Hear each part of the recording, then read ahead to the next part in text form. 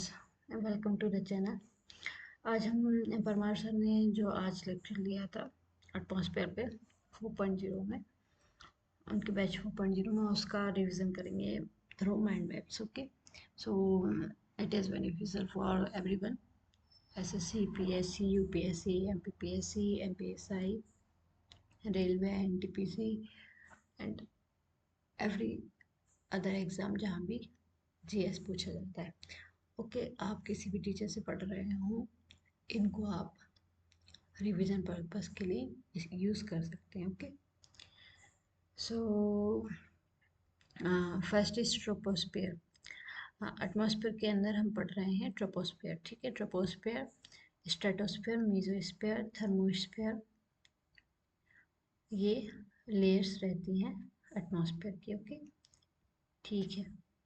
सो troposphere के अंदर क्या होता है? ट्रोपोस्फेयर में क्या क्या होता है? देखिए, वेदर फेनोमेनन होते हैं, मतलब कि वेदर से रिलेटेड जो फेनोमेनन होते हैं वो इसमें होते हैं। Lowest layer of the atmosphere होती है ट्रोपोस्फेयर। हाइट इसकी पोल्स पे 8 किलोमीटर है, इक्वेटर पे 18 किलोमीटर और एवरेज 13 किलोमीटर है। Tropopause tropopause divide troposphere and stratosphere. Troposphere and जो ट्रोपोपॉज है वो ट्रोपोस्फेयर और स्ट्रेटोस्फेयर को डिवाइड करती है। टेम्परेचर कितना होता है? Generally decreases with altitude. Altitude के साथ, मतलब एल्टीट्यूड मतलब ऊपर जाते हुए इसका टेम्परेचर क्या होता है? डिक्रीज होता है। लैप्स रेट क्या है? लैप्स रेट का क्या मतलब होता है कि कितनी दूरी पे कितना अपना टेम्परेचर कम हो रहा है, उसको लैप्स रेट कहते हैं। ये नेगेटिव लैप्स रेट रहता है और पॉजिटिव लैप्स रेट रहता है।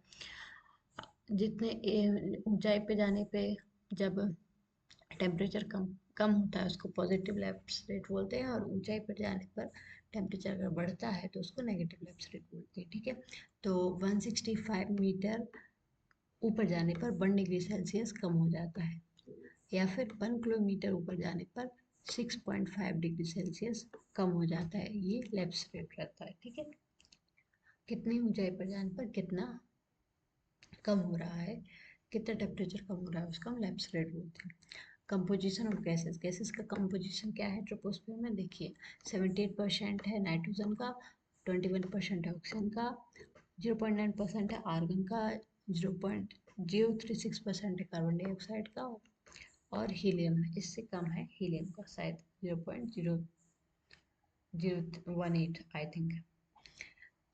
ठीक है, तो ये भी इम्पोर्टेंट है हर एग्जाम के लिए, प्लीज़ याद रखिएगा। Tropospheric ozone is bad for our environment. Tropospheric ozone रहती है वो हमारे एनवायरनमेंट के लिए अच्छी नहीं रहती है। ठीक है, atmosphere heats up due to atmosphere. क्यों हीट अप क्यों हो जाता है? इसकी 3 प्रोसेस रहती हैं: कंडक्शन, कन्वेक्शन एंड एडवेक्शन। ठीक है, कंडक्शन क्या होता है? Conduction, layer that's near to earth will heat through conduction और ऑल्सो वर्टिकल। ठीक है, कंडक्शन क्या होता है? जो सॉलिड टू सॉलिड ट्रांसफर होता है। ठीक है, layers that near to earth will heat through conduction. तो जो लेयर एटमॉस्फेयर की जो लेयर है जो अर्थ के कांटेक्ट में रहती है वो कंडक्शन के द्वारा हीट अप हो जाती है। ठीक है, क्योंकि उनके पार्टिकल्स, जैसे आपको बताया जाए, बट यू शुड, जैसे ये अर्थ है और यहाँ की जो लेयर है ये कंडक्शन के द्वारा क्या हो जाएगी? गर्म हो जाएगी। क्यों? क्योंकि ये जो पार्टिकल्स है ना वो इसके डायरेक्ट कांटेक्ट में है, इसलिए ये हीट अप हो जाएगी। ठीक है, और कन्वेक्शन क्या होता है? Vertical transfer of heat after conduction. Conduction के बाद वर्टिकल ट्रांसफर ऑफ हीट होता है। वर्टिकल मतलब ऊपर को जाना, जैसे ऊपर को जाना उसको बोलते हैं कन्वेक्शन। जैसे ऐसा वाला है, इसी से हमारा रेनफॉल होता है, इसलिए हम उसको कन्वेक्शनल रेनफॉल बोलते हैं ना। यहाँ पे अगर ये सरफेस गर्म हो गया है तो यहाँ की जो पास की गैसेस होती हैं वो गर्म हो जाती हैं, और गर्म होके वो ऊपर उठ जाती है, हल्की हो जाती हैं तो ऊपर उठ जाती हैं, और ऊपर की जो कोल्ड गैस रहती है जो डेंस रहती है तो वो नीचे ग्रेविटी के कारण वो नीचे आ जाती है। तो ऐसा साइकिल बनता है, इसी से साइक्लोन बनता है, इसी से साइक्लोन बनता है। इसको कॉन्वेक्शन रेनफॉल भी इसी से बनती है। ठीक है ना। ओके। फिर एडवेक्शन, एडवेक्शन क्या होता है? Horizontal transfer of heat. Loo is a result of advection, ये एग्जाम में आया हुआ है। Loo is a result of advection, I think SSC CGL के एग्जाम में आया है शायद। तो ठीक है, एडवेक्शन क्या होता है? Horizontal transfer, horizontal transfer of heat, यहाँ से यहाँ तक ऐसा। अर्थ सरफेस, अगर ये अर्थ सरफेस है तो यहाँ से ये जो हॉरिजॉन्टल ट्रांसफर ऑफ हीट हो रहा है, जैसे कि यहाँ पर कोल्ड लेयर है और यहाँ पे वार्म लेयर है, वार्म एयर है, तो यहाँ से यहाँ को ये हीट का ट्रांसफर, वार्म से कोल्ड में हीट का ट्रांसफर होता है, उसको बोलते हैं एडवेक्शन। ठीक है, इक्वेटर। फिर हाँ, इसके बाद इंसोलेशन क्या होता है? ट्रोपोस्फेयर हमारा नहीं, हाँ ट्रोपोस्फेयर के अंदर आएगा इंसोलेशन। इंसोलेशन क्या होता है? इंसोलेशन कहाँ ज़्यादा कहाँ कम होता है? इंसोलेशन का मतलब क्या होता है? जो सूर्य से किरणें आती हैं उसको हम क्या बोलते हैं? सूर्य से जो लाइट आती है, सूर्य से जो रेस आती है, उसको हम इंसोलेशन बोलते हैं। ठीक है, इंसोलेशन इक्वेटर पे लेस होता है। क्यों सबसे कम इक्वेटर पे होता है? Due to good amount of clouds, क्योंकि यहाँ क्लाउड्स ज़्यादा होते हैं। क्यों क्लाउड्स का क्यों ज़्यादा होते हैं? क्योंकि यहाँ पे ये कन्वेक्शन होता है ना, इस वजह से यहाँ पे क्लाउड्स ज़्यादा होते हैं, इसलिए इंसुलेशन मतलब सूर्य की किरणें कम आ पाती हैं पृथ्वी पर, अर्थ सरफेस पर। Second, tropics. ट्रॉपिक्स में क्या होता है? हाई एयर, यहाँ पे हाई होता है क्योंकि यहाँ पे क्लाउड्स नहीं रहते। क्लाउड्स क्यों नहीं रहते? क्योंकि यहाँ पर जो ये वाला जो है ना मतलब जो कोल्ड एयर है ना, वो डेंस एयर है, वो नीचे को सिंक हो जाती है, इसलिए यहाँ पे क्लाउड्स नहीं रहते। ठीक है, एपीहेलन लेस और पेरीहेलन पर मोर। पेरीहेलन मतलब जब अर्थ सन के पास होती है उसको पेरीहेलन बोलते हैं, और एपीहेलन जब अर्थ सन के दूर होती है। तो ऑब्वियसली सन के पास होगी तो ज़्यादा इंसोलेशन आएगा, और सन की दूर होगी तो कम इंसोलेशन आएगा। ओके, ठीक है। फैक्टर्स अफेक्टिंग इंसुलेशन, इंसुलेशन को क्या क्या फैक्टर अफेक्ट करते हैं? ट्रांसपेरेंसी ऑफ एटमॉस्फेयर, एटमॉस्फेयर की ट्रांसपेरेंसी मतलब कि अगर क्लाउड्स नहीं होंगे तो ज़्यादा इंसुलेशन होगा, क्लाउड्स होंगे तो कम इंसुलेशन होगा। क्लाउड्स भी, इसमें पार्टिकुलेट मैटर भी रहता है, इसमें पॉल्यूशन पॉल्यूटेट्स भी रहते हैं, ये सब एटमॉस्फेयर की ट्रांसपेरेंसी का उनके पार्ट रहते हैं। ठीक है, इसके बाद लेंथ ऑफ द डे, मतलब सर्दियों में कम इंसुलेशन आएगा और गर्मियों में क्योंकि ज़्यादा रहता है डे का, मतलब दिन बड़ा रहता है, दिन का लेंथ है डे का लेंथ है जो ज़्यादा रहता है, इसलिए इंसुलेशन ज़्यादा आएगा। फिर टिल्ट मतलब अर्थ अपने एक्सिस पे झुकी हुई है, उसकी वजह से भी जिस तरफ ज़्यादा झुकी है उस तरफ ज़्यादा इंसुलेशन आएगा। रोटेशन, अर्थ का रोटेशन, अर्थ पोजिशन, और लैटिट्यूड एंड अल्टीट्यूड। लैटिट्यूड मतलब जो अर्थ की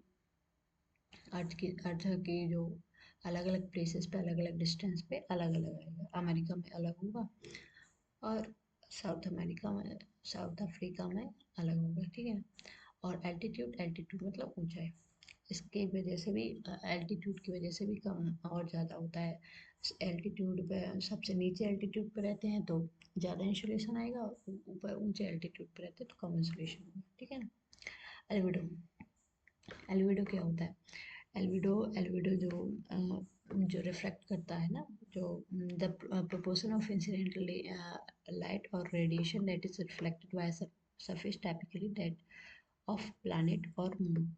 ठीक है, प्लैनेट, किसी भी प्लैनेट या किसी भी मून के सरफेस के द्वारा जो भी लाइट है, इंसिडेंट लाइट है जो उस पर आ रही है लाइट या फिर रेडिएशन, वो उसके सरफेस के द्वारा रिफ्लेक्ट कर दी जाती है, उसको हम बोलते हैं एल्बिडो। तो आइस कैप और ग्लेशियर में सबसे ज़्यादा एल्बिडो रहती है ना, फ्रेशली प्रिपेयर्ड रहते हैं उसमें सबसे ज़्यादा रहती है। टेम्परेचर इन्वर्जन, टेम्परेचर इन्वर्जन भी इसी लेयर में होता है, इसको क्या बोलते हैं? नॉर्मली जो रहता है तो नीचे कोल्ड एयर रहती है, नहीं नीचे वार्म एयर रहती है, ऊपर कोल्ड एयर रहती है ना नॉर्मली, लेकिन टेम्परेचर इन्वर्जन में उल्टा हो जाता है, इसलिए उसको टेम्परेचर इन्वर्जन बोलते हैं। Layer in atmosphere in which here temperature increases with height, मतलब air temperature increases with height मतलब कि नीचे क्या है? नीचे कोल्ड एयर है और ऊपर वार्म एयर है। ठीक है, ये इसको हम टेम्परेचर बोलते हैं। इसकी कंडीशंस, आइडियल कंडीशंस पूछ ली जाते हैं क्वेश्चन में। Long winter night, still air and clear cloudless sky. Long winter night हो, उसमें स्टिल एयर हो, शांत हो हवा में ताकि मिक्सिंग ना हो, एयर की, और क्लियर क्लाउडलेस स्काई हो। अगर स्काई क्लाउड होंगे स्काई में तो वो उसको रिफ्लेक्ट कर देंगे, इसलिए क्लाउडलेस होना चाहिए temperature measure. Okay, second is stratosphere. Second layer हमारे क्या, स्ट्रेटोस्फेयर। स्ट्रेटोस्फेयर में क्या होता है, ozone layer is seen here. Ozone यहाँ पे देखी जा सकती है, विच प्रोटेक्ट अस फ्रॉम यूवी रेश, जो हमें यूवी रेश से प्रोटेक्ट करती है, यूवी सी से, है ना। नहीं, यूवी सी तो आ ही नहीं पाती, यूवी ए और यूवी बी से। Ozone layer seen between 30 to 35 kilometer. Temperature increases with altitude moving upward. Temperature यहाँ पे क्या होता है, altitude के साथ इंक्रीज करता है। और इसमें क्या हो रहता है, ट्रोपोस्फियर में वो टेम्परेचर जो है वो क्या है, डिक्रीज करता है। ठीक है, यहाँ लिखा होगा इसलिए generally decreases with altitude. Temperature generally, one second, we can take this stratosphere divide and, हाँ ये देखिए, जनरली डिक्रीजेस विथ आल्टीट्यूड। यहाँ पे आल्टीट्यूड के साथ डिक्रीज होता है, और स्ट्रेटोस्फीयर में इंक्रीजेस विथ आल्टीट्यूड। ठीक है, jet planes. Jet planes fly in this layer. इस लेयर में जेट प्लेन्स फ्लाई करते हैं। इस लेयर में जेट प्लेन इसी लेयर में उड़ाए जाते हैं। जो हवाई जहाज है वो इसी लेयर में उड़ाए जाते हैं। क्यों? क्योंकि यहाँ पे क्लाउड्स नहीं रहते, इसलिए ट्रबुलेंस नहीं आता है। ओजोन डे सेलिब्रेट किया जाता है 16 सितंबर 1987 को। क्यों? क्योंकि यहाँ पर मॉन्ट्रियल प्रोटोकॉल साइन हुआ था ओजोन लेयर को बचाने के लिए। स्ट्रेटोपॉस, ये भी क्वेश्चन पूछा जाता है कि 1987 में क्या साइन हुआ था, तो मॉन्ट्रियल प्रोटोकॉल साइन हुआ था। स्ट्रेटोपॉस क्या होती है, जो स्ट्रेटोस्फीयर और मेसोस्फीयर को डिवाइड करती है उसको हम स्ट्रेटोपॉस बोलते हैं। ठीक है, मेसोस्फीयर थर्ड है। मेसोस्फीयर क्या होती है, coldest layer of the atmosphere है। मेटेराइट्स एंड है, मेटेराइट्स यहाँ यहाँ क्या हो जाते हैं, जल जाते हैं, क्योंकि इस लेयर में फ्रिक्शन ज़्यादा होता है, इसलिए वो यहाँ जल जाते हैं, इसलिए वो एंड हो जाते हैं। Temperature decrease with altitude. Altitude के साथ टेम्परेचर डिक्रीज होता है, जैसा कि ट्रोपोस्फीयर में होता था। फिर है थर्मोस्फीयर। थर्मोस्फीयर क्या है, हॉटेस्ट लेयर है। Temperature increases with altitude. Altitude के साथ टेम्परेचर इंक्रीज हो जाता है, जैसा कि स्ट्रेटोस्फीयर में रहता है। नोन एज आयोनोस्फीयर, इसको आयोनोस्फीयर बोलते हैं, प्रेजेंस ऑफ आयन रहते हैं। यहाँ पर आयन रहते हैं, इसलिए इसको आयनोस्फीयर बोलते हैं। इट रिफ्लेक्ट्स रेडियो वेव्स, इसलिए ये जो आयन है वो क्या करते हैं, रेडियो वेव्स रिफ्लेक्ट करते हैं। यहाँ से ये रेडियो वेव्स जाती हैं और यहाँ से टकरा के, आयन से टकरा के यहाँ वापस आ जाती है। इसी से हमारा कम्युनिकेशन सिस्टम चलता है। ठीक है, फिर कार्बन लाइन क्या है। कार्बन लाइन वो लाइन है जो boundary between earth atmosphere and exosphere, earth के एटमॉस्फेयर के और एक्सोस्फेयर के, मतलब बाहर के यूनिवर्स के या फिर ब्रह्मांड के या फिर अंतरिक्ष के, we can say space, space के और अर्थ के एटमॉस्फेयर के बीच में जो लाइन है जो इन दोनों को आपस में डिवाइड करती है उसको हम कार्बन लाइन बोलते हैं। ये 100 किलोमीटर पे है और ये थर्मोस्फीयर के अंडर आती है। आइसोथर्म क्या होते हैं, isotherm line connecting the point having same temperature. वो पॉइंट है जो जिसकी की टेम्परेचर सेम है, उन पॉइंट्स को कनेक्ट करने वाली लाइन को हम बोलते हैं आइसोथर्म। ठीक है, क्लाइमेटोलॉजी में पढ़ेंगे आप।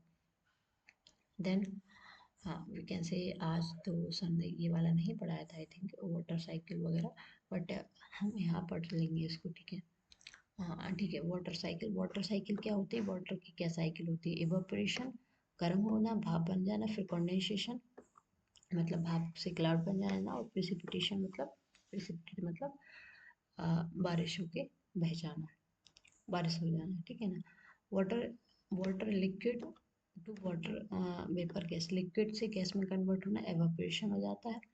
वाटर वेपर से गैस से लिक्विड में कन्वर्ट हो जाना कंडेंसेशन हो जाता है, इससे क्लाउड बनती है। और वेदर कंडीशन व समथिंग फॉलिंग फ्रॉम स्काई, कुछ भी आसमान से कुछ भी नीचे गिरना, फॉलिंग फ्रॉम स्काई, उसको हम बोलते हैं प्रेसिपिटेशन। कुछ भी हो, रेनफॉल हो, स्नो हो, हेल हो, बर्फबारी हो, जो भी मतलब बर्फ गिरना, स्नोफॉल, हेल स्टॉर्म या फिर रेन, कुछ भी जो मतलब स्काई से नीचे नीचे गिरता है उसको हम प्रेसिपिटेशन बोलते हैं। ठीक है, वाटर 97.2% सैलाइन वाटर है और केवल 2.8% हमारे पास फ्रेश वाटर है जो कि हम पी सकते हैं, पानी पीने योग्य 2.8% पानी है हमारे, उसमें भी आइस कैप्स और ग्लेशियर में 2% है और 68.7% of the total fresh water. ठीक है, उसके बाद लेक्स में 0.4% है और रिवर में है और एटमॉस्फेयर में ग्राउंड वाटर है 0.66%। ये कितना है 30.1% ऑफ टोटल फ्रेश वाटर। ठीक है, ये हम कल करेंगे। Okay, bye.